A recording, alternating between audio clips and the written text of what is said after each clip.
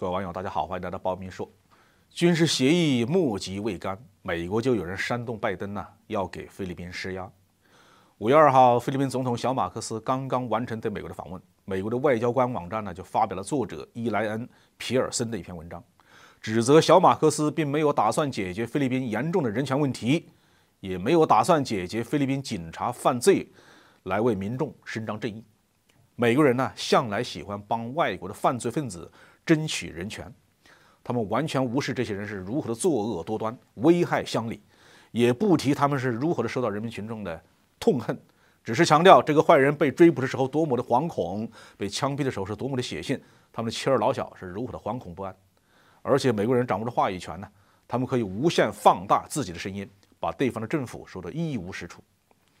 这一次有所谓的人权记者出面，要求美国总统拜登向小马克思施加压力，要求小马克思重视菲律宾的人权问题。这位叫皮尔森的人权女记者针对的主要是已经卸任的窦特尔特，他在任期间发起了规模巨大的反毒品风暴，因为菲律宾毒品犯罪异常严重，毒贩子的猖狂程度让人触目惊心，经常手持枪支与菲律宾的警方武装对抗。窦特尔特铁腕扫毒，下令对敢于顽抗的毒贩是格杀勿论。据统计菲律宾警方在扫毒行动中一共击毙了毒贩有6000多人。在菲律宾扫毒行动期间，美国政坛就发出了特别刺耳的声音，要求窦特尔特停手。但是老窦这个人意志坚定，态度强硬，对美国的干涉十分反感，所以他在位的时候对美国人一直没什么好脸色。如果拜登真的向小马克思提出了这样的要求，小马克思又顶不住压力的话，那窦特尔特就要被他的政治对手们清算搞不好可能会遭到逮捕和审判的。美国人这么煽动对菲律宾前任领导人追责，还有背后的目的。皮尔森的文章中还说，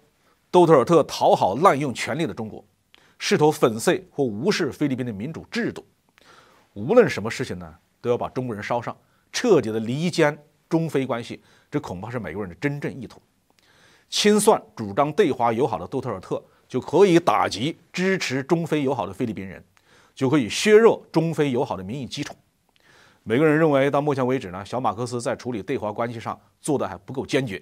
还要再向美国想要的方向迈进，还应该向美国表明更加坚定的态度。美国媒体、美国人权记者的这种鼓噪会不会得到拜登政府的重视并且采纳呢？还真有可能。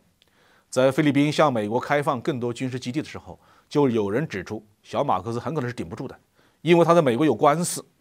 2012年的时候，美国法院以违反遗产转移禁令为由，对马克思家族做出了藐视法庭的裁决。美国的长臂管辖是全球闻名抓别人国家的总统也干过不止一次。小马克思心里未必不对美国的霸道发怵，至少他是不敢像老窦那样的彻底得罪美国的。因此我们要做好心理准备，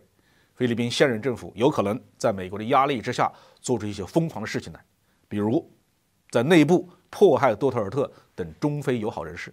在南海问题上倚仗美军的支持，更加猖狂地挑衅中国的主权。如果真的发生了这种事儿，中国不能袖手旁观，应该站出来主持正义。在涉及南海主权的问题上，中国可以用实力来让菲律宾反思。